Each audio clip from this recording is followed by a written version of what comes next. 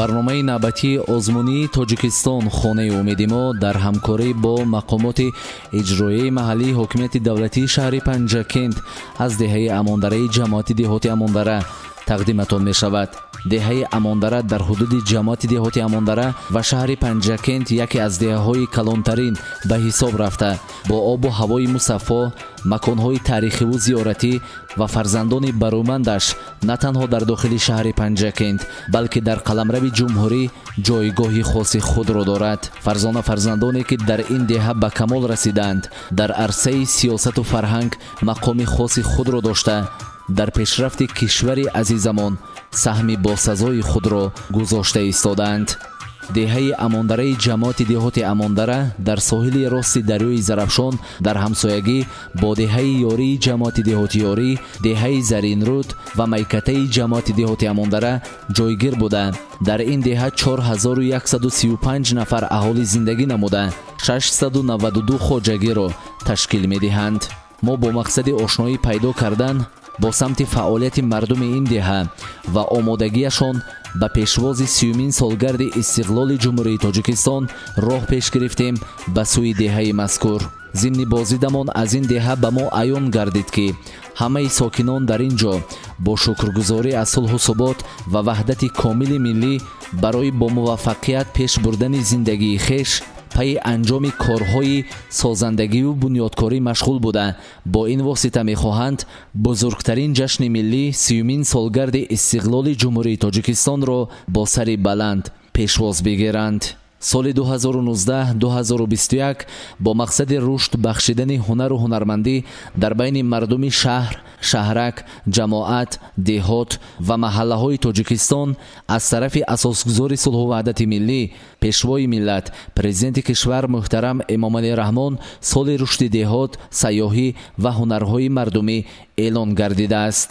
вобаста ба ин эъломия мардуми деҳаи Амондара талош доранд то корҳои ободониву созандагиро вусъати бештар бахшида, бо ин восита талош менамоянд то саҳми арзандаи хешро барои ободии ватан гузоштаву сатҳи некуаҳолии мардуми ин деҳаро болотар бубаранд. яке аз сокинони ин деҳа, ҳунарманди варзида ҳамроҳи ва хиромон, бо фарзандонаш маҳфуми эълон гардидани солҳои рушди деҳот, сайёҳӣ ва ҳунарҳои мардумиро ба хубӣ дарк намуда ба ҳунарҳои мардумӣ рӯ овардааст.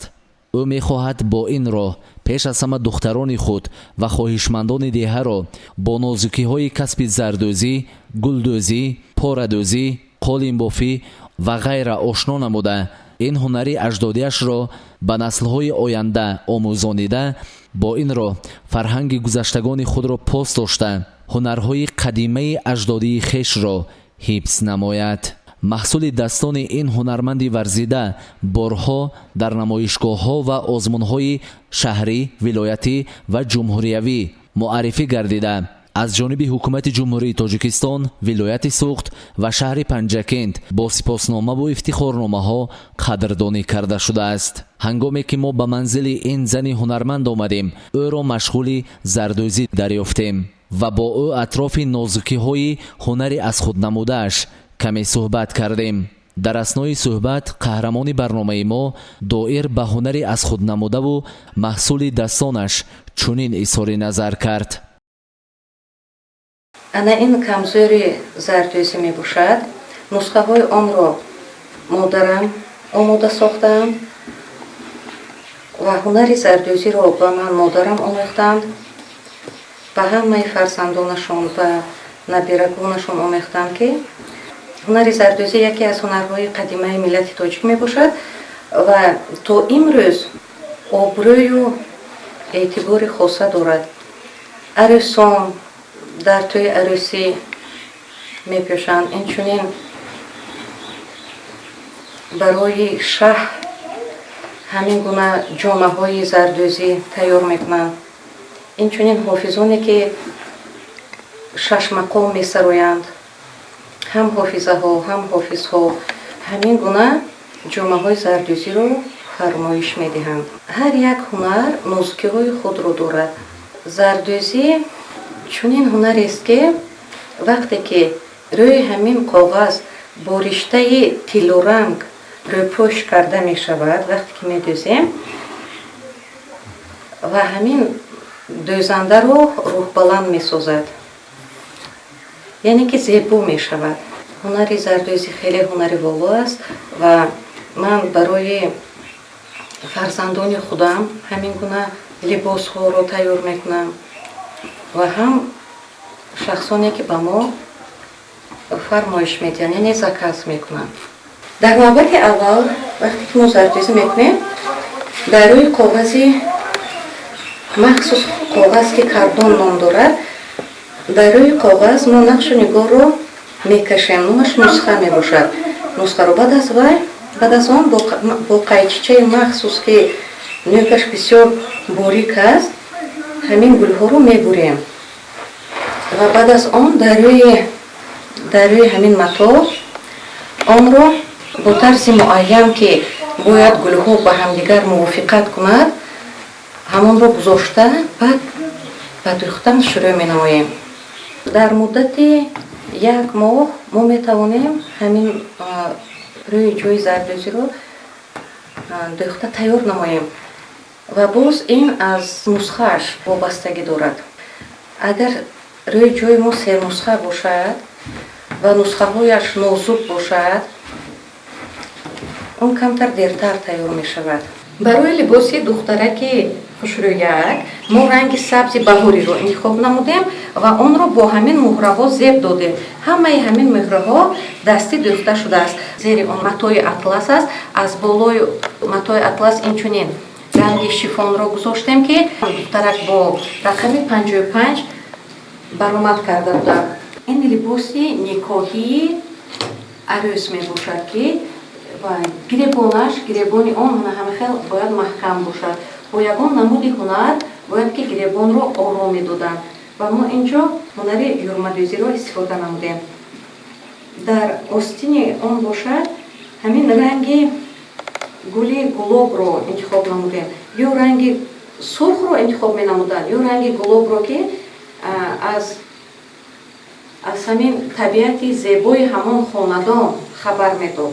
یعنی که همون دختری که در همون خاندان بوایر است از کلام شده است او با گلپروری سر کار داشت. یعنی که او نازک بین است با مانند گل نازک است و از بالای همین کرتا باز یک کمزور رو میپوشاندن که از متای پختگین حتما باید از متای پختگین دوخته شود که برای همین گل عروسک بدنش شنم باشد. برای دخترک نازنین ما همین گونه رنگ رو انتخاب نمودیم. رنگ گلاب متا از رنگ گلاب بود و با آن ما با رشته های گلاب همین گونه میانبندش رو با یورمادوزی نمودیم و اینچنین من سنگایی که میبینید رنگ گلابی کمتر بلندتر، سنگش هم رنگش گلاب و رنگ رشته هم گلاب، متای آن هم گلاب است و حتی همون این آرایشاتی که ما اینجا انتخاب نمودیم رنگ این هم گلاب می باشد و این متای اطلسی که میبینید در اینجا رنگ های گلاب دارد و همین رنگ گلاب کرده ما همین گونه رنگ ها رو انتخاب نمودیم. این کرتای ادانه می باشد. در روزهای عید می توانند بشن، در روزهای دوی مرکه ها جشن روزی تولدی مثال با خاندان خویش یا که بر زادروزی دوگانه هایشان که می روند دخترها هم خیلی عادت دارند که میخوان خودشان را آرا دهند و وقتی که همین گونه لباس ادانه رو در بر میکنن، لباس ادانه علاقه خودش آرا داده شده که با همین گونه آرایشات ها با حسن آنها باز یک حسن دیگری رو ضم می نماید. هنر قالین‌بافی از بیبیان یادگاره به ما میراث مانده است. ما خواهران و فرزندان ما هنر قالین‌بافی رو به خوبی از خود نمودیم و اینچنین همین هنر رو خیلی قدر می نماییم. برای اینکه وقتی که قالین ما بود می شود و ما از دوکان همه قالین رو بوده می گیریم همین خود قالین‌باف خرسند می شود و بلند می شود که من توانستم که برای عائله خودم همین یک قالین زیبا رو استحصال نموده توانستم. مادرم زهرا خان هنر زردوزی رو به ما آموختند. هنر گلدوزی باشد از بیبیم قمری اوی به من میراث مانده است. وقتی که من خرد بودم به خانه بیبی قمری هم میرفتم کس همه وقت با همین گلدوزی مشغول بودن و من بسیار با دقت نگاه میکردم و حواس میکردم به دوختنشون و با همین هنر گلدوزی رو از خود نمودم. این چنین هنری قرابدوزی داره. انا بیبیم یادگاره یگان پاره متا رو نمی پرتافتم. همون رو گرفته متاها رو رنگهایش رو با هم موافق نموده یک دسترخوانچه یا یک گولیش یا اینکه یک کرپچه یک چیزی صندلی پوش یک چیزی خوشروی رو آماده می ساختن و همین رو قید کردنی هم که جانهای عزیزی من وقتی که از دولت‌های خارجی به دولت تاجیکستان می آیند ما به آنها همین گونه تحفه هایی که همین چیزهایی که خودم آماده نمودیم با همراهی فرزندان ما همین گونه چیزها رو به آنها تحفه می نماییم. دخترم زیبا خان با بافتن همین گونه بازیچه ها شوق و هوس زیاد دارند. این هنر رو از اتاشون انوشه یعنی از دختری تابایشون آموختن در وقت تعطیل تابستانه و مهری همین گونه لختک سازی به دل دخترچم جای شد. با قرار حکومت جمهوری تاجیکستان سال 2015 سال اویله اعلان شد و اویله ما در آزمون‌های اویله اشتراک کرد در شهر پنجکن و در ولایت سوخت. در شهر پنجکن جای دوم رو اشغال نمودیم و در ولایت اویله ما اویله نمونوی سال 2015 احیاگری عنعنه‌های ملی اعلان شد و سپاسنامه رئیس ولایت را به دست گرفتیم. قهرمان برنامه ما در برابر مشغول شدن با کسب دوزندگی همزمان در پیشبرد جامعه نیز نقشی مهم دارد. او در طی معرکه های مردم و چاره‌بینی های جمعیتی فعالانه اشتراک نموده در این دهه و بیرون از آن صاحب آبرو و اعتبار خود است. در دهه اماندره چنین شخصان معتبر کم نیستند. یکی از آنها آموزگاری ورزیده و صاحب تجربه نوراو اولوغبگ می باشد. با مقصد آشنایی پیدا کردن با کار و فعالیت و زیست و زندگی این آموزگاری لیاقتمند ما راه پیش گرفتیم سوی منزل او. هنگامی که وارد منزلش شدیم او را در حلقه همسر، کلین، فرزندان و نبیرش دریافتیم. از فرصت استفاده برده با همه اعضایان عائله قهرمان برنامه یک صحبت خاصی انجام دادیم. من نوراو اولوغبگ ساکن دهه اماندره از سال 1994 در دهه اماندره همچون آموزگار فعالیت کار خود را آغاز کردم و تا حال در درگاه مکتب 32 آموزگار شده کار میکنم. از سال 1998 جانشین دیرکتور رایل صنف ابتدایی بودم. سال 2012 جانشین دیرکتور اویل و صنف بالایی شده کار کردم و با همین دستگیری مردم آموزگارا سال 2018 خانش 2018-19 و دیرکتور مکتب بودم و از طریق سلامتی وی شدم. سال 2019 و 20 من باز همین وظیفه به یکی از استادای خود سپاردم و تا امروز در همین درگاه علم معرفت دهه اماندره مخزن علم معرفت مکتب 32 جانشین دیرکتور شده کار و فعالیت نموده کردم. من خدا رو شکر طول 19 سال شد که عائله دار هستم، با هم زندگی میکنیم. همسرم هم معلمه آموزگار است، 17 سال بود همراه خودم فعالیت میکنم.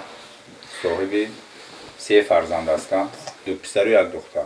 فرزند کلانیم دانشجوی فاکولته گیولوژیا و گیودزی دانشگاه ملی تاجیکستان کورس دوم.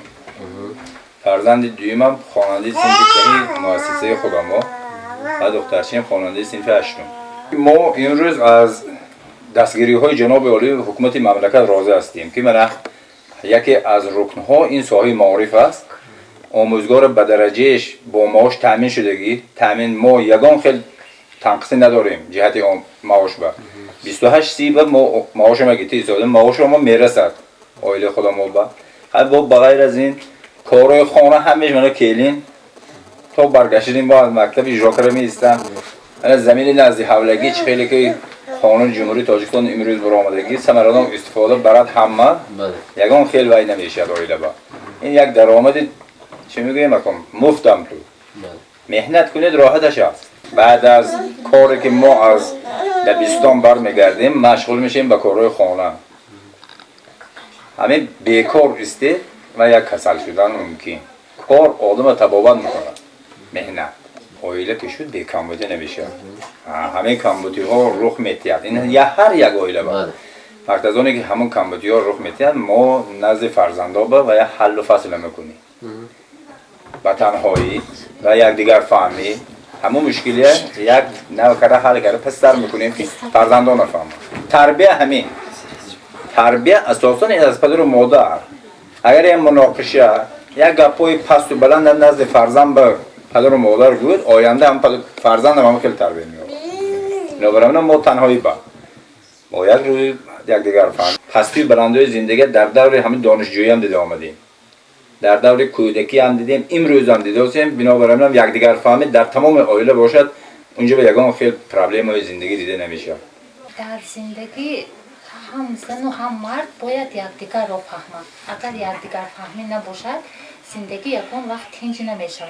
ما همیشه با مصلحت همدیگر اگر چی یکان کمبودی یکان نارسایی در زندگی باشد همیشه ما با مصلحت همدیگر همون نارسایی زندگی رو برطرف میکنیم. من امینه و اصالت بگیم همسایه اولوغبیک هستم. ما 50 سال باز با هم همسایه ایم. 50 سال هم زیاد شد. و پدر و مادرش همسایه بودیم. بسیار همسایه ایم. بسیار آدمان خوش معامله بودن پدر و مادرش و همدیگر همچون برادر و خواهر بودیم. مناسبت خوب داشتیم. آیلهاشون آیلی نمونوی بودن. پدرشان آدم خوشتر و مادرشان هم همچونی بودن. من بعد از سر آنها با همدیگر رو داریم. یکان با همدیگر جنگ و جدال و برای بچه و برای یکان کار دیگر یکان بار جنگ نکردیم.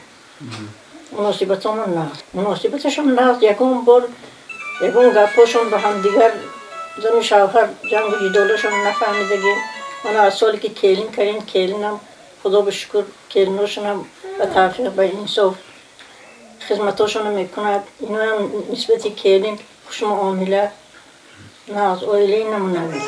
من مرزاده فرانگیز و کلینی همه خاندان می باشم و قریب طولی 2 سال می شود که در همه خاندان زندگی می کنم. مناسبتم با پدر و مادرم پدرش خوشدامنم خیلی خوب است. با همسرم نیز من صاحب یک فرزند هستم. من حالی گرم که جوان هستم و اشتباه میکنم و پدرش خوشدامنم با معامله خوب یعنی با مصلحت های خوب نیک با من راه نشان میدهند و همون کار رو اصلاح میکنم. من که در همه خاندان زندگی میکنم پیش از همه از خوشدامنم چی مصلحت میگیرم. اون کس به من و کمک میکنم و من کارو درست انجام میدم. در دوام 30 سال استقلالیت در قطار دیگر ساحه‌های مهم جمهوری ساحه تندرستی نیز به پیشرفت‌های نظررس مایل گردید. از آن جمله در دهه‌هایی که دورتر از مرکز شهر و یا ناحیه قرار داشتند بنگاه‌ها یا خانه‌های سلامتی ساخته و به استفاده داده شد و با این واسطه دسترسی پیدا کردن به کمک‌های اولیه طبی برای اهالی آسان‌تر گردید. در دهه اماندره جماعت دهاتی اماندره مرکز سلامتی فعالیت می‌کند که کارمندان آن به مردم همه روزه یاری اولیه طبی می‌رسانند. من سلطان فولماس فلشری محله سال 1987 این سال اینجا در همین مرکز سلامتی دهه اماندره کار و فعالیت دارم. در دهه ما زیاده از 809 خواجگی و 3982 نفر اهالی زندگی میکنند که ما دکتران عهدهدار هستیم و وظیفه‌دار هستیم که در خصوصا بیماری‌های سرطانی را برهم نمودن. در قریبی که اینده‌ای گذرانده شد بر ضد بیماری فلج که این بیماری فلج در نظر خلق یک بیماری و بسیار بیماری وزنی به شمار می رود که از همین حساب کودکانی از 0 تا 5 ساله را ما بر ضد بیماری فلج یعنی قطرگی این گذرانده شد. این مرکز سلامتی شما طول چند سال است که فعالیت میکنند؟ مرکز سلامتی ما در وقتش خانه سلامتی بود که 1999 سال اینجا مرکز سلامتی تشکیل شد. در این زمان در مرکز سلامتی ما بیشتر از با آزادکاران دکتران اینجا همشری تیپ برادری اویلوی 14 نفر کار و فعالیت داریم. ساعت کاری ما از 8 تا 17 یعنی 5 بیگاه باید که ما در همینجا با رژی کاری داریم. رژی کاری دیگر وقتا باید که ما بیشتر برآمده یعنی عیادت در خانه بیشتر عیادت در خانه را بیشتر گذراندن در کار نسبتاً به شخصان زنهای حامله بیشتر باید که ما جلمان باید که باشیم. من شیرو امیده همشری اویلوی در همین مرکزی سلامتی دیه اماندرا کار و فعالیت دارم. در اینجا ما زنهای حامله‌دار را به قید میگیریم. هر هفته روزی پنجشنبه زنهای حامله‌دار را مدایا یعنی گینیکولوگ آمده از نظاره میگذرانند. تقریبا 10 نفر 15 نفر آمده مراجعه میکنند. همه نقص سالی. این حال ما در پروژه توانبخشی کودکانی امکاناتشان محدود حضور داریم که شخص متصدی همشری تیپ شیرو میباشند که وقت از آنی که من همین تشکیل شد بسیاری کودکان در اینجا آمده و بازی مشغول میشوند. در دهه اماندره نفرانی که به زمین دلبستگی زیاد دارند کم نیستند. یکی از آنها جورابایف دوست علی می باشند. ما با مقصد آشنایی پیدا کردن با کار و فعالیت این دهقان اصیل راه پیش گرفتیم به سوی باغ او و در همین مکان با او صحبت انجام دادیم. من ساکن دهه اماندره، نامم جورابایف دوسلی، کمپرم اسرافیل بیزورو. شما مدت چند سال می شود که با زمین سر و کار دارید؟ من همین شدگیم 72-73 پیتر تمام کردم. 2 سال تراکتور به کار کردم. تراکتور به نتونستم با فقط دهقانی بود. همین دهقانی. همه 72-73 سال فقط زمین کار میکنید؟ فقط زمین به کار میکنم. شما در سهم خود چقدر زمین دارید؟ در سهم خود من 80 صادق اوری دایره دارم. 43 صادق همینجا زمین دارم. این باغی که من و شما عینی حال هستیم 43 صادق رو در بر میره. 43 سال. در اینجا چند نمودی درخت شما شناخته؟ در اینجا یکم 10 نمود 15 نمود درخت است. درخت میوه دهنده. میوه دهنده هم. شمارش چند تا؟ 380 دانه درخت دارم من میگم. چند سال شد این باغ بنیاد کردی؟ 30 سال شد این باغ بنیاد کردم.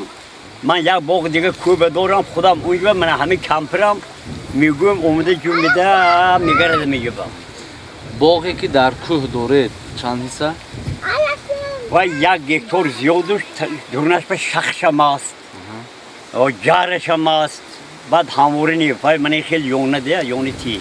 چند سال باز شد اونجا بنیاد کردید؟ اونجا 26 سال.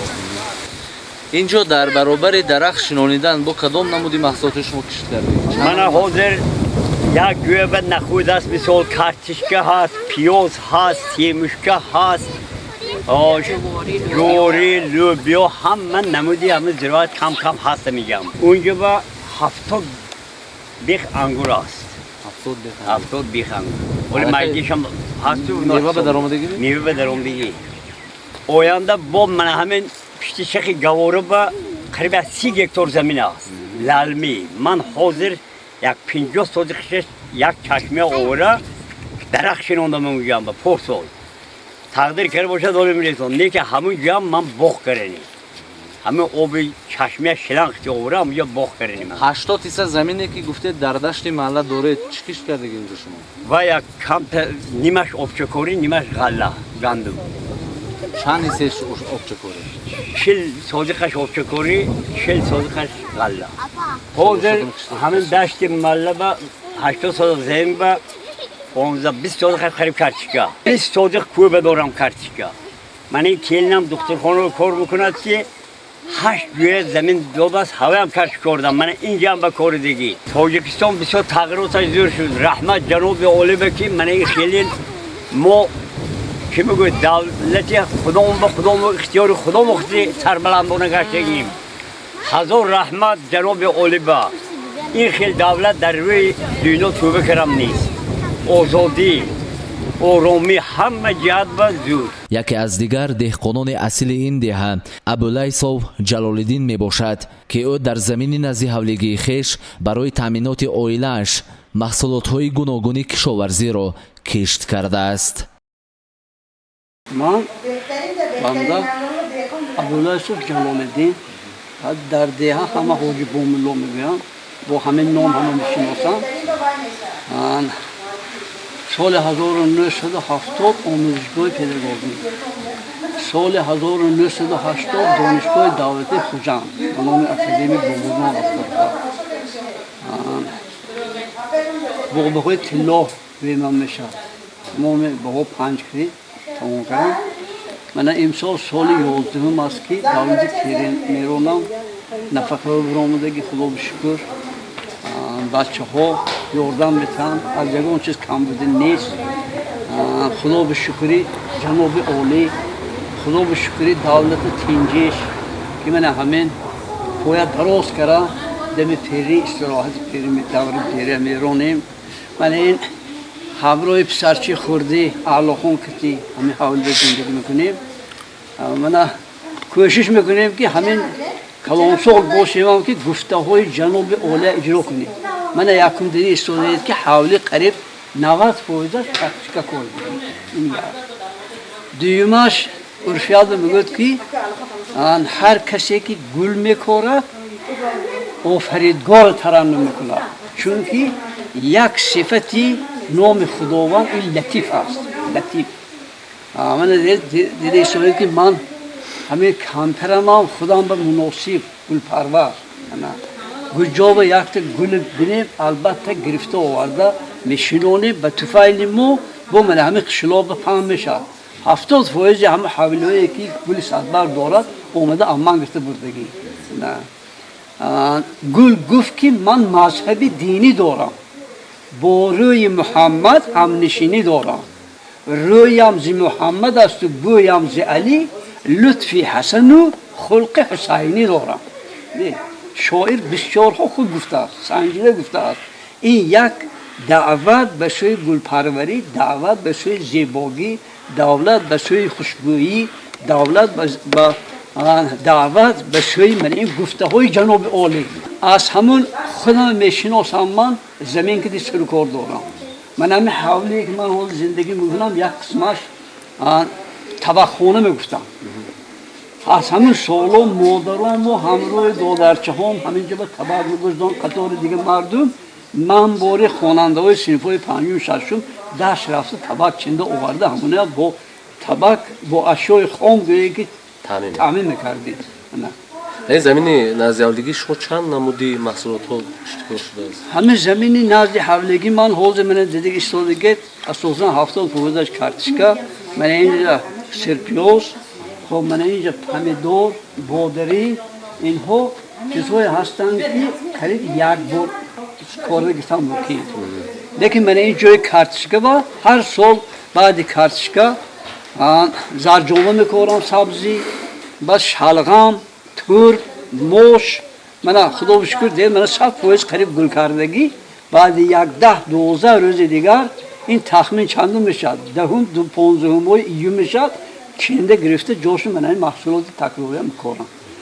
همزمان قهرمانی برنامه ما در برابر مشغول شدن با کار و بار دهقانی به عالم فرهنگ نیز توجه زیاد دارد. او یک حجره منزل زیست خود را به کتابخانه تبدیل داده است. خوشتر ز کتاب در جهان یاری نیست، در غمکده زمان غمخواری نیست. هر لحظه از روز گوشی تنهایی 100 راحت است و هرگز آزاری نیست. مولانا عبدالرحمن جامی 6 کتاب میخوندن که یک شخص اومد تقصیر تنها شدگید می نگفتن، اکنون تنها شدم.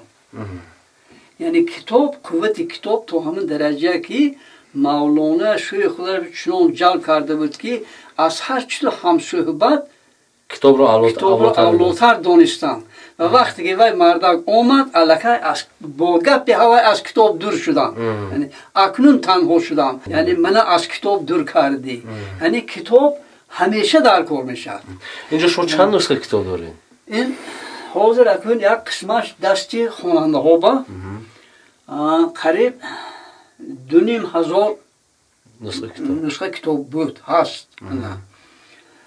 من این ژورنال های دوره شوروی با صدای شرق دیگر جا با همش همین و معلم ها اومده استفاده برن مقاله های زیادی علمی و متد نوشتگی من این روزنامه های و مجله ها با همین های جمع کرده گرفتگی آموزگار ها از هوای استفاده برن. من یک شاگردم هست یونس و شاهده اکثریتی من همین پیش از من این حاضره آزمون ها و آزمون های پیشتر و چند آزمون و جای یکم گرفتگی مکافات ها دارد. یعنی شاگردای از همین کتابخانه من استفاده برده به یک جای رسیدگی ها خیلی بسیارم. در دهه اماندر مؤسسه میانه تعلیمی رقم 32 عمل میکند که در این مؤسسه 980 خواننده در 2 بست تحصیل نموده با آنها 62 نفر آموزگاران تعلیم و تربیت میدهند. ما با مقصد آگاهی پیدا کردن از رفت تعلیم و تربیت در این مؤسسه راه پیش گرفتیم به این مکان علم و معرفت. ضمن بازدیدمان به ما عیان گردید که سطح تعلیم و تربیت در این مؤسسه خوب به راه مانده شده. برای از این هم بهتر کردن آن از جانب سروری مؤسسه نقشه های روی کار گرفته شده است. بعد از به دست آمدن استقلالیت دولتی جمهوری تاجیکستان در همه ساحه های گوناگونی جمهوری پیشرفته به مشاهده میرسد، مخصوصا در ساحه تعلیم و تربیت در چه دانشگاه های تاجیکستان و چه در مؤسسه های تعلیمی از آن جمله در مؤسسه تعلیمی ما هم یک قطار پیشرفت در دوام 30 سال استقلالیت به نظر رسیده ایستاده است. بعد از گذشتن به شکل تعلیمی صلاحیت که صفت تعلیم و تربیت مخصوصا صفت تعلیم در بین خوانندگان درست به راه مانده شد. آموزگاران با یک دل گرم، با یک پیشروی، با یک باوری به فن و دانش خود و طلبگان درس می آموزند. اکثریت 80% درس ها موافق قانون، موافق طلبات دانش خواننده و معلم به اینابت گرفته، موافق طلبات قانونیت های صلاحیت که از طرف خوانندگان بررسی کرده می شود. علاوه بر آن بعد از ماه مارس سال 2006 قبول نمودن کنسپسی ملی تربیت در ساحه تربیت کار موافق همه پونکت هایی که کنسپسی ملی تربیت طلب میکند برای مانده شده است. من میتوانم برای مثال تربیت ملی و تربیت غایبی که در مؤسسه ما در تمام سال سپری گشته شده و سامان رسید در قطار استقلالیت جشن استقلالیت دولتی جمهوری تاجیکستان اجلاس 16 شورای عالی که تقدیر ملت ما را حل نمود و در برابر این بسیار یک شخص دلسوز و شخصی که به پیشرفت مردم تاجیک سهم ارزنده خود را گذاشته است. البته جناب عالی پرزیدنت جمهوری تاجیکستان را به ما هدیه نمود جشن گرفته شد. بغیر از آن روز پرچم، روز پرزیدنت جمهوری تاجیکستان، روز قبول نمودن کنسیسی جمهوری تاجیکستان با یک شکل و شهامت خودش جشن گرفته شد. باور دارم که با جشن گرفتن و بررسی نمودن ماهیت اساسی این جشن‌های ملی حسیات وطن دوستی، انسان دوستی و در دل خوانندگان بیدار کرده شده باشد. علاوه بر آن وابسته به تربیت غایبی موافق فرمان و سپارش‌های شعبه معارف حکومت شهر و ریاست ولایت سوخت ما از خود روز رودکی تا امروز 80 سالگی استاد لایق یک قطار جشن‌ها را جشن گرفتیم. بغیر از روز رودکی جشن زبان با شکوه و شهامت جشن گرفته شد. برای بیدار نمودن حسیات ملی مردم و انکشاف دادن تفکر غایوی خوانندگان ما جشن‌های قدیمی و اجدادی نیاگانمان صده، مهرگان، نوروز را جشن گرفتیم. علاوه بر آن 110 سالگی استاد مرزا ترسونزاده در مدرسه با شکوه و شهامت جشن گرفته شد. و غیر از آن برای پاس داشتن، برای افتخار از فرزندان فرزانه ملت که از فرزندان فرزانه دیارمان استاد ساربان 80 سالگیشان جشن گرفته شد که به واسطه یک قطار مهمان‌های از دور و نزدیک مهمان‌ها در این جشن اشتراک کردند و از اشعار استاد ساربان برای اشتراکچیان معلومات ها داده شد و از همه پونکت اساسی که در این کنفرانسی علمی و ادبی ما بررسی کردیم تصویر زیباگی‌های دیارمان مخصوصا دهه اماندره در اشعار استاد ساربان که برای خوانندگان یک روحیت ملی و افتخار آنها را بلند کرد. در این مؤسسه همزمان کتابخانه نیز وجود دارد که این کتابخانه با کتاب‌های ضروری پر تامین میباشد. من نورا شمسیه، مدیر کتابخانه رقم 32 امتیمون دهه اماندره هستم. در کتابخانه ما زیاده از 5000 کتاب‌های درسی بدیعی هستند که مقدار زیاد کتاب‌های بدیعی در دست خوانندگان هستند. فعالیت کتابخانه هر روز از سحر ساعت 8 تا 5:20 بیگاه است و ما همراهی کتابدارمان جورزاده خورشیده کتاب‌های بدیعی به خوانندگان هر پگاه روزی سپرده می شود. با مهلت معین آن کتاب‌ها را جمع آوری می‌کنیم و بخشیده به 30 سالگی استقلالیت جمهوری تاجیکستان که ما آموزگاران جوان مثل دیگر ساکنان شهر و دهات تاجیکستان برای پیشرفت علم و دانش فرهنگ ملی تاجیکی سفربر کرده شدیم. برای نسل نورس آینده ما آموزگاران جوان کوشش می‌کنیم که در تعلیم و تربیت فرزندان خلق جمهوری تاجیکستان صادقانه خدمت کنیم. تاجیکستان مظهری من، سرزمینی کم زمین، تو سراسر که ساری، تو سراسر سنگزاری، چون که فرزندان تو در راه تاریخی دراز هر کجا رفتند مشت خاک با خود برده‌اند. چون که فرزندان تو در جستجوی بخت خود در بیابان‌های تصفان دور از تو مرده‌اند. هر کجا رفتند مهجور و غریب، از فراقت جفتی آنها ناله و اندوه شد. جمله در کوی غریبی خاک گشتند ای دریغ، آرزوهاشان در اینجا سنگ بست و کوه شد. هر کجا رفتند آنان یا به مکه یا مدینه، یا به غربت یا تجارت، یا گریزه از همه تزویر و کینه، خاکی پاکت را به کیسه یادگاری برده اند. مشتی خاکت را به کیسه یادگاری برده اند. تا اگر روزی بمیرند از قضا، در غریبی بی کس و بی آشنا، خاکی تو باشد نشانی آخرین. تاجیکستان سرزمینی کم زمین، خاکی تو انسان پریشان گشته است.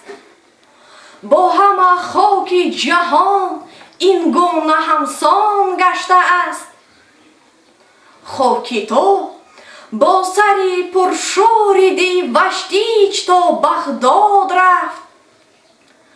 آن سری از تن جدا از تو جدا، با داد از بیداد رفت.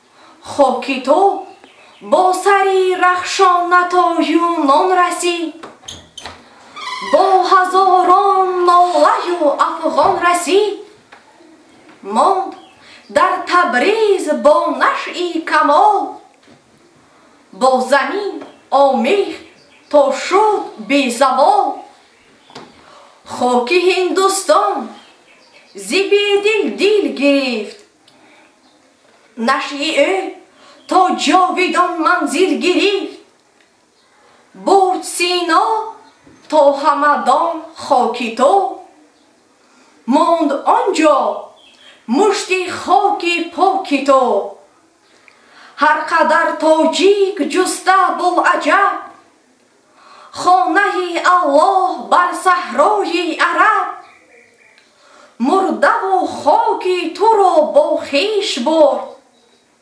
کالبد را تا بدان صحرا سپرد خاکی تو این گونه کم شد کشورم این چنین از اشک نم شد کشورم هر قدر خاکی تو برباد شد خاکی دیگر آنقدر آباد شد این چی گستاخی این چی گستاخی مرا معذور دار خاکی تو کم شد به مقدار و فراختر با عرض و طول شد گرچه نامد همچو ملک کوهساران در جهان مشهور شد لیک باکی نیست بحری آن سنگت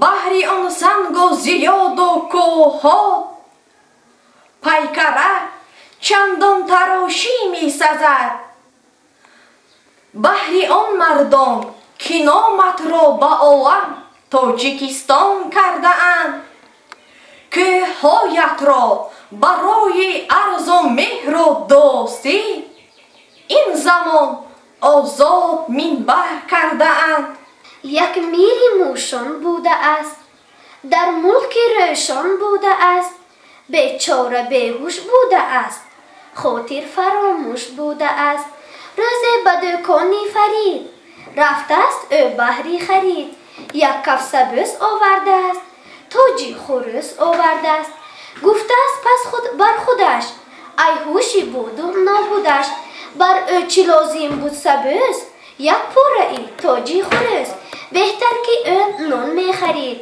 یا راحتی جان می خرید آخر فروشنده فرید از بحری چی داد این خرید بازم فریبش داده است در قصد او افتاده است آن میر موشان با غضب خورده هزار افسوس عجب رفته است به دکانی فرید رفته است او بحری خرید از 4 سال نگذشته باز در پیشی درمانگاهی قاز بنشسته گفته است او به خود ای هوشی لا بودم چی شد اینجا نه بازاری خرید اینجا نه دکانی فرید این کوچه هم اون کوچه نه این جوچه هم اون جوچه نه اینجا مکانی گربه ها مردن کجا یابم رها در آن زمان از پشتی سنگ یک گربه هم رنگی پلنگ دندان و ناخن کرده تیز بر سوی او کرده است خیز آن میر موشان را زیجان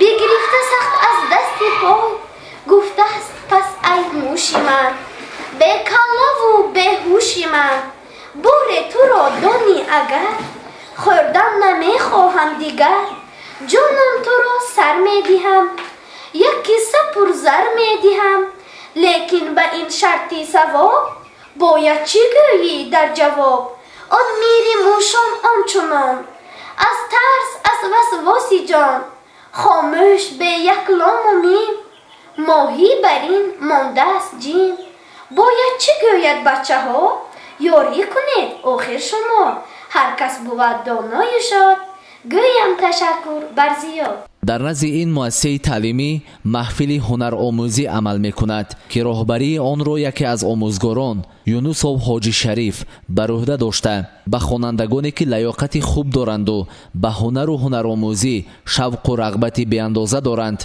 برای از خود کردن نازکی های کسب و هنرهای گوناگون کمک می نماید.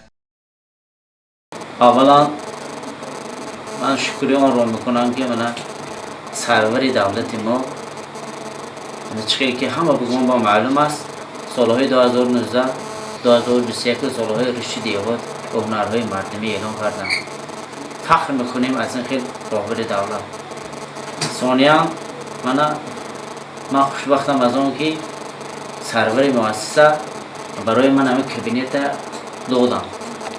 2 سال میشود که همین کابینت عمل کرده ایستاده است. پیش از این کابینت نبود. تنها خوانندگان ما بعد هم میگفتیم خلاص نشان دادن یا مثال بچه ها بگن اسباب نشان دادن این خیلی چیزا نبود. من خوشبختانه شکر خدا که من به چشم دید سرگیتم همه چیز مهیا از خوانندگان سیمی 5 سرکره تا سیمی 10 تمام اسباب ایونه ها هست. یعنی چیز اسبابی که مثال ایونه که من بیشتر همین چیزا تمام همین با محصول دست همه خوانندگان بود. مثال من اینجا خوانندگان صنف نو با کلالگری مرحمت دستگاه های کلالگری من خود خوانندگان ساخته آمدگی ساختن متن به طرز مکانیکی یا مثال ساختن متن به طرز دستی مرحمت دی اسباب ها هست. یا من اینجا خواننده نکنه خواننده اینجا گپ زد درباره مثال من دستگاه خراطی کارکرد مقرنسی مرحمت کارکرد بچه خودی بچه ساخته آمده بوده. نه گفت که مرحمت معلم من میسازم خاص ساخته آمد من یاردم دادم بچه من کار میکنن دیدی سرگیتن کار برسن. یا من اینجا دو خوانندگان سنویده من اینجا عبدالولی که احمد جان خداشون با فکر خود من اونجا یکی زنگ ساخت دیگری بسیار من گوییم که کران ساخت به دست و خودش من فکر خودشون که ساختگی. یا مثال من خواننده سنفی نو مثل کوزه ساختگی مثال من خواننده سنفی نو من از دستگاهی که مثال من اسبابی خود همین به دستش ساخته اومده نه همین من در اینجا میگم بچه ها اون چیزی که نمیدونن اینا جایی که کامپیوتر میکنه اومده من میپرسد من رفتم اینا میگم یا اینکه نشون میدم همین کابینت میبینم همینجا به نشون میدم. حالا اینجا ریفرات ها مثال معروضه است همه هنر دستی هم بچه ها مقصد از تشکیل همین فکر بچه های وسیع کردن همه بچه های خب گوییم که هنرهای مردمی هنرهای کهنه گذشته خودم زنده کردن. مقصد همین که همین کابینت من ساختم برای بچه مردم. همین بچه مردم از همین یک چیز گرد و خودش من خودم هم خدا خوشبخت حساب میکنم. گرچند که بسیار من واسه شکر خدا من 30 سال بازم محصول درس داشته بودم. اکنون من 2 سال نشه که من صاحب گوییم که کابینت شدم. تا جانم هست بچه مردم خدمت میکنم. برای بچه مردم برای بچه حق خدمت میکنم که همینا یک چیز آموزد پگه جمعیت و دولت خودش به خدمت کنه. طوری که ما میبینیم در نزد من کلاهگری یکی از اسباب‌های کلاهگری مصنوع کوزه در نزد من ایستاده است و این کوزه با در رویش لک و رنگ کردگی برای همین کوزه رو اول ساختن خاک رو باید که آدم کوزه این ساختگی خاک رو اولا شناسد و اون رو باید برای نکفتنش و بسیار مشت کند برای اون که در ترکیبش هوا نماند در ترکیبش خشم و یا موینه قمیش و می اندازند تا اینکه نکفد و برای بعد از ساختن مصنوعات اون رو باید در خمدان ها میپزند که خمدان های یک قوته و 2 قوته میشوند.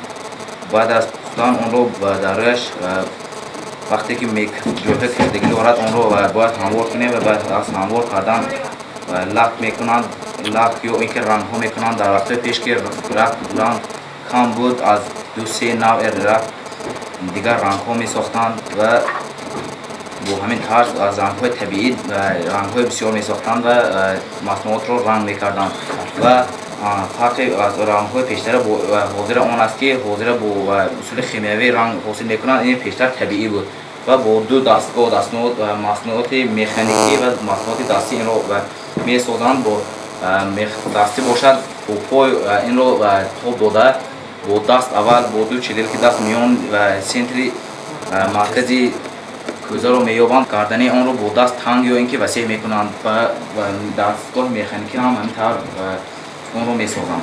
چطوری که ما میبینیم در نزد ما دستگاه خراطی استفاده است. اول ما برای دستگاه خراطی را به کار آغاز کردن ما به برق وصل کرده ما یک بار میسنجیم که دستگاه نصب کار میکند یا نه. چطوری که ما میبینیم دستگاه نصب کار میکند و ما با کار سر میکنیم. دستگاه های خراطی اساسا در دوره های قدیم با دست کار میکردن آدمان. دستگاه های خراطی حاضر باشد به طرف خودمون تو میخورد دستگاه خراطی پیشتر به طرف خودمونه به طرف دیگر طرف تو میخورد. برای آن که با دست تاب دادن آن مشکل تر است. برای همین دستگاه حاضره با برق کار میکند. با آن ما میتوانیم تیز کارها را اجرا کنیم. ما با کار شروع میکنیم. برای اول میبینیم که دستگاه چوبی راست خشک چوب تر نباشد. اگر تر باشد آن بعد از ساخته شدن آن خشک که میکفد. ما اول چوب را هموار کرده با واسطه اسکنه چوب را ما هموار میکنیم. باز با واسطه نجدک اون را سوفته کرده به کار آغاز میکنیم. من نوراب محمد هستم، خواننده سیمی 5 ب. من این شرشره و این ارچه رو ساختم. من این شرشره رو اول در پنوپلکس رو گرفته به هم دیگر پیوست کرده از موبایلش گرفته تربه رو گذاردم. بعد از گوله و سیمنت رو ریخته از گولهش نقش همچون ریشت کردم و وقتی که خوش شد ما کاسه رو ساخته. کاسه رو ما با واسطه یک تا کاسه رو گرفته در درونش خواب را پر کرده سخت کرده کاسه رو گرفتیم و خواب ایستاد و ما در باله و سیمنت رو ریختیم. بعد وقتی که خوش شد ما درون کاسه رو با نجدک توزه کرده و را رنگ مولده از بالش با رنگ بیرنگ مولده و همینطور این رو در نیم دیگ یعنی اول ما یک تا دیگ رو گرفته نصف زیادش رو گرفته ما خاکش رو بریده و از بالش با سیمنت رو ریخته درونش رو نجدک کرده رنگ مولده و ما این درخت رو در طرف پیچونیده بعد از این طرف و این طرف و این طرف برده و وقتی که شد ما درونش رو با موتور و دیگر چیزهای لازم پر کرده. من میرزازاده سپاه خواننده صنف نهم ب مؤسسه تحصیلات میانه عمومی رقم 32. من از خردسالی شوق هنرمند شدن رو داشتم و وقتی که در 3 ماه تعطیل تابستان به خانه پاپویم رفتم و در آنجا از دختر تقوایم هنری بافتن چونین ژنپیرچه ها و بازیچه ها را آموختم و حالا باشد در چندین و آزمون ها اشتراک نموده سزاوار جایهای اول گردیدم. یکی از ساکنان دیگری این دهه صاحبکاری وطندوستار نورов мавлонбердӣ барои сазовор пешвоз гирифтани 30-мин солгарди истиқлоли ҷумҳурии тоҷикистон корхонаеро ба истифода додааст ки дар ин ҷо кормандон ба истеҳсоли хишти симентин ва сафолакҳо машғуланд. من نورов خالقبردی ساکن دهه اماندره راهبری همین کارخانه را به ذمه دارم. این کارخانه اصلا کارخانه برادر کلانم نورов мавлонбердӣ می باشد که ما اینجا سیمنت بلاک میبراریم استحصال میکنیم برای همین گرد و گوشه خلق خصوصا به اماندره عموما همین جماعت و از تمام قشلاق ها آمدن سیمنت بلاک ما را خریداری میکنن. این برای جشن 30 سالگی استقلالیت تاجیکستان دستاورد ما می باشد. من با جوان مردا باشن برای هم کارخانه استحصالی سازن برای ترقی تاجیکستان این مفید است. چند مدت شد این کارخانه شما فعالیت میکنه؟ علاوه ما وقت دیگر جا به کارخانه بود کارخانه حجت کرده آمدیم اینجا 3 سال شد فعالیت داره. شما چند نفر رو با کار جای کار تامین کردید؟ 4 کسی با کار تامین کردیم. با کار دائمی معاش خوب تامین کردید. در یک روز تقریبا چند دانه شما کشتی سیمنتی استحصال میکنید؟ از 25 تا 354 ساعت. وابسته به فرمایش هم؟ البته. چقدر یک فرمایش را شما مقدار حجمش رو زیاد می‌کنید. در آینده چی نقشه دارید برای وسیع کردن فعالیت این کارخانه؟ ما نقشه دیگر هست یا تأسیس اون کارخانه دیگر؟ اگر یگون حکومت دستگیری کنه و یاردم کنه که ما میتونیم که ما دستگیریم که پینه بلاک استحصال کنیم. در همین جا؟ در همین جا میشه، چون که ما لینی خصوصی داریم، راه خصوصی داریم، آب خصوصی داریم. سه چیزی که برای کارخانه لازم است ما داریم این چیزا. یعنی نقشه دارید که کارخانه پینه بلاک برای تأسیس کنه؟ اگر حکومت دستگیری کنه مثلا یاردم کنه. ما خودمون نمیتونیم، لیکن یاردم شود که ما تیار. محصولات خامی که شما برای کارکرد میبرید در این کارخانه از کجا میبرید؟ از پنجکین، از شیبین زودی نزدیک غریبک. اینجا دیدیم که شما خط آبی نوشاکی هم برآورده. اینو از کجا میآید؟ برای از این 250 متر تگ از تگی عملی چوه عمودی 35 متر جا ما آب برآورده همینجا آورده کارخانه. برای تامین نمودن اهالی با محصولات‌های ارزان و خوش‌صفت در دهه اماندره مغازه و فروشگاه‌های زیادی فعالیت دارند که یکی از این مغازه‌ها مغازه باغینو میباشد. راهبر این مغازه کریم و رخشانه پیوسته کوشش می‌نماید تا مال‌های خوش‌صفت و ارزان را به فروش گذاشته با این واسطه برای پیشبرد زندگی ارزنده مردم تا جای سهمی خود را گذارد. همچنین یکی از دیگر ساکنان دهه اماندره طبیبی ورزیده همدم و شادمانقول برای آسانتر گردانیدن مشکلی بیماران در این دهه دستگاه اولتراسادایی را به استفاده داده است که در اینجا خود او با این دستگاه برای معاین کردن بعضی از بیماری‌های درونی مشغول کار و فعالیت است. همزمان ساکنان سربلند دهه اماندره برای به خطر گردانیدن حرکت نقلیات در راه مرکزی این دهه و سهمی با سزا گذاشتن برای آبادی کشور عزیزشان 2.5 کیلومتر راه مرکزی دهه را پره اسفالت پوش کردند که در آن بیش از 200,000 سومانی مبلغ از حساب مردم مصرف کرده شده است. در دهه اماندره همچنین عائله های زندگی می کنند که با اخلاق، آداب و فرهنگ بلندشان در بین جامعه پنجکند جایگاه خود را دارند. یکی از این عائله های خوشبخت در این دهه عائله محمدیف مقیمبای می باشد. ما با مقصد آشنایی پیدا کردن با سطح زیست و زندگی و کار و فعالیت اعضایان این عائله راه پیش گرفتیم به سوی منزلشان و از فرصت مناسب و مساعد استفاده برده اطراف عائله و عائله‌داری با پدر و مادر این عائله صحبت انجام دادیم. من محمدی مقیمبای از دهه اماندره سیاقی اماندره از سال 1975 عائله دار 5 خواهرمش به وی رسانده به خانه بخت گسیل کردم. حاضر 2 کیلین 2 نیبیره دارم. خدا به شکر نقص. اگر در خواجگی کیلین همچون فرزند خود حساب کنید و خواجگی بهترین خواجگی میشه. کیلین هایم پدر و مادر حرمت کند اینها هم بهترین کیلین میشد، فرزند میشه. امروز مناسبت شما با کلین ها چگونه است؟ حاضر چه؟ نقص خدا بشکر. در حالتی که مثلا کلین شما اگه اشتباه میکند، اگه خطا میکند، شما چگونه با کلین هایتون برخورد میکنید؟ چگونه مناسبت میکنید؟ تو حال یوم کامبیتی نکرد. مناسبتمون نقص. بارش است که در عائله شما یگان نافهمی بین شما و همسرتان به وجود آمده باشد و شما یگان جنجال کرده باشید، همین گونه حالات شده است؟ تا همین دمه یگان بار من عائله‌ام که جنجال نکردم، نافهمی نکردم. امروز عائله خوشبخت ساختن بسیار دشوار. سببی همین را شما در چی می‌بینید؟ چرا عائله ها نمیتوانند خوشبخت شوند؟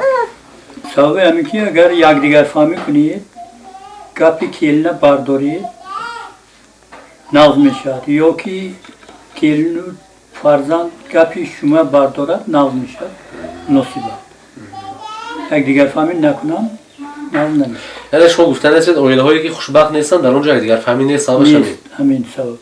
در زندگی فرزندان اگر پدر مادر فرزندی کس کلی نه اگر همچین فرزند خود حساب کنه آیلی به میشه. بیگانه حساب کنه به نمیشه. شما میگید که باید که کلینا فرزند خودت حساب کنی. دامادم همچنین باید فرزند خودت حساب کنی. شما فرزند خودتان رو باری شده است که جنگ کرده باشید سر یکون موضوع یکون کم بوده؟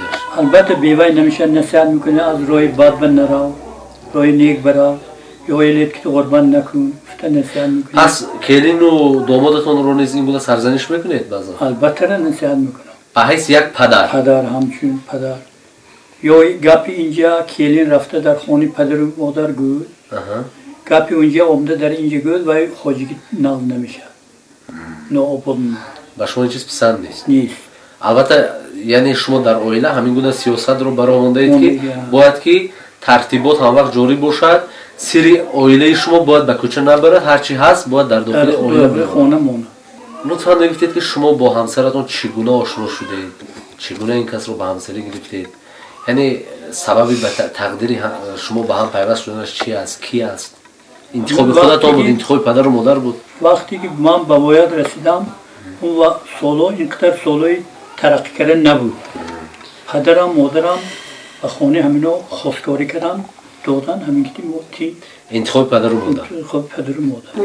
محمدیه و نارینیسو از عائله دهقان کمبغل راست که شوهرم اینو سر بایتر بودن ما کمبغل بودیم بچه جا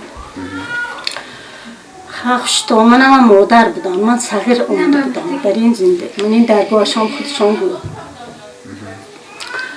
آمدیم یتیم بودیم بچه جاش می آمدیم کار نمی دانستیم خوشتامن هم مادر بودم می گفتن که بچه این کار این تو نمیشد این تو میشد های با مادر میگفته مادرم نبود مهرم دخشتامونم بسته بودم بچه جان و همین که دیگه اینا دشت مانده میرفتن حساب رای کارکنی گم که چخیل این کارای من کنم که اینا چخیل اما خفه میشته باشه یا من نمیدونم میگفتم های اینا دشت میرن های یک تا اپیم بودن مردن اون کس بعد خستم این اپیم رفتم اپا جان گفتم اینا گفتاسین که یک اوقات چی گنم چیم گفت کسلو هم خیلی من نمیتونم و گفت که خواهر شما گفتن که گندم گریه ترک کنید مون به اوقات کنید و جا من نمیتونم آخه مادرم نبودن که مون بگم بچه جان حسابم گم شد اینا داشت رفتگی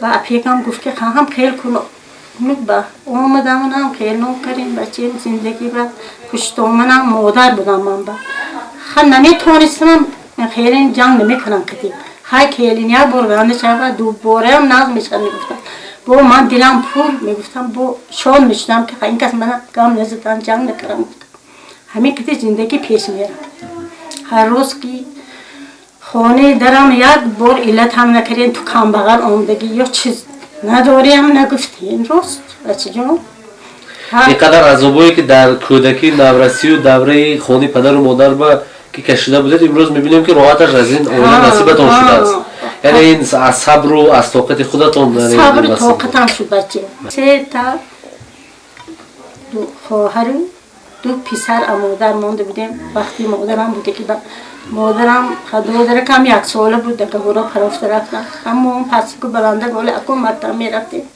همین ها که بخوری زاری تونگه خوری ها که ما کلام شدیم بچه و همه که خدا بشکر خواهی من اویلی خوشبختم بچه جان های فرزندان شدن بچه جان شدن و تقدیر به همین بده پیشانه به چی که باشه خداوند هوای میده که آدمی زاد هر رفتن مردن هفته دادم در خواب هفته فرزندتون رو از دست دادم خواب بدادم ها شب گیره میکنم روز گیره میکنم ای خدا جان بنا من مرم پروردگارم من یتیم بودم با فرزندام خیلی یک سال شده میمردن خیلی خف ماه شده میمردن آب چی من میریخت دیگه علاجی نبود یک گواری تنها یا لباس ها میموندم خلاص چی کار میکنم میگم همهاشون دست مانده میرفتن اون میدرامدم خانه با گیره میکردم درم پشت رو خواب خداوند صبر داد من با گفتم ها این دنیا من آخر اندازه گفتم که نو خستیم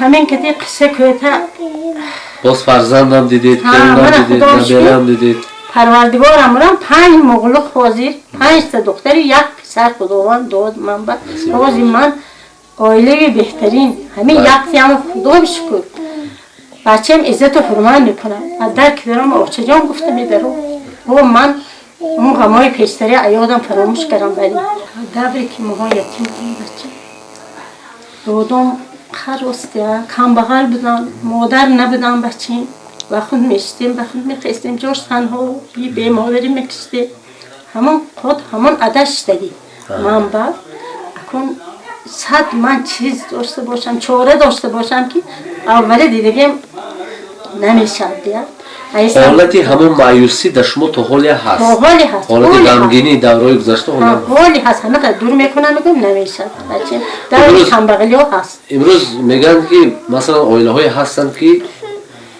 بعد از آیله دار شدن زود از هم پشت میخورن جدا میشن بعد میگن که اینجا مناسبتی خوشتامان کلین درست نمیاد کلین ها میپرتن عیب رو سری خوشتامان ها میپرتن سری کلین ها شما چی نظر دارید برای چی آیله های جوان از هم جدا میشن زود بچه هم مگه خودی همون جوانو با صبر کنن خوشتامان گپش گیرن اکنون که بعد که این پدر و مادر که اومده بچه مادرتان خوشتامان میشه شما عزت و حرمت کنید که شما همینش مادرتان و مادر میشه عزت و حرمت کنید با مهرتان در خوشتامان مونید بچه که اینو انم خیر شد درست که ماها یا که مادر نداشته که مهرمون در خوشتامان مونید حالی یاد میکنم که شما کجا رفتید بچه جان مادر جان آنه جان میگفتیم بچه بعد همون کس رفتن که پتون چه خیر بودن اون کس اون دنیا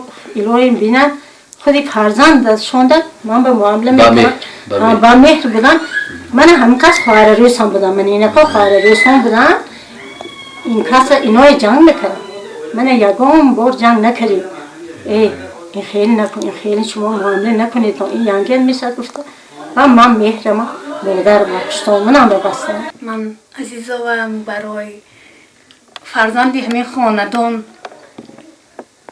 هستم پدرم یوان زگام از دنیا رفتن برادرم همچون پدر گوی ما خطا نمیکنیم ما رو در همین عائله تربیت دادن مایون 5 خواهر و 5 دختر رو در همین عائله تربیت دادن خاندار کردن ما از پدر برادرمون نداریم با سری بلند زندگی و پیش بردن در عائلهشون инчунин як сокини дигари деҳаи амондара шеру феркин дар ҳамкорӣ бо мақомоти иҷроии маҳаллии ҳокимияти давлатии шаҳри панҷакент ва бо дастгирии ташкилоти хориҷии глобал партнерс аз масофаи 4.5 километр бо харҷи 27 000 сомонӣ аз ҳисоби худ хати оби нӯшокиро барои таъминоти мардум сохтаву ба истифода додааст. ҳамчунин қаҳрамони барномаи мо ба мисли дигар нафароне ки дар деҳаи амондара бо замин сару кор доранд дар заминҳои дар ихтиёр доштааш маҳсулотҳои гуногуни кишоварзӣ кишт намуда бо ин восита таъминоти оилаи худро бо маҳсулоти озуқаворӣ ба роҳ мондааст. мардуми сарбаланди деҳаи амондара дар соҳаи фарҳанг маориф тандурустӣ кишоварзӣ ва саноат ба дастовардҳои назаррасе ноил гардиданд ва ҳамзамон кӯшиш доранд то дар оянда ба пешрафтҳои беҳтаре даст ёбанд. инҷо барномаи навбатии озмунии тоҷикистон хонаи умеди мо аз ҷамоати деҳоти амондара ба интиҳо мерасад. мо умед мекунем ки ҳамаи сокинони шаҳру деҳоти панҷакент барои ободиву пешрафти ватани азизамон аз ин ҳам бештар заҳмат кашида саҳми босазои худро барои аз ин ҳам бештар рушд додани ҳамаи соҳаҳои муҳими кишвар мегузоранд.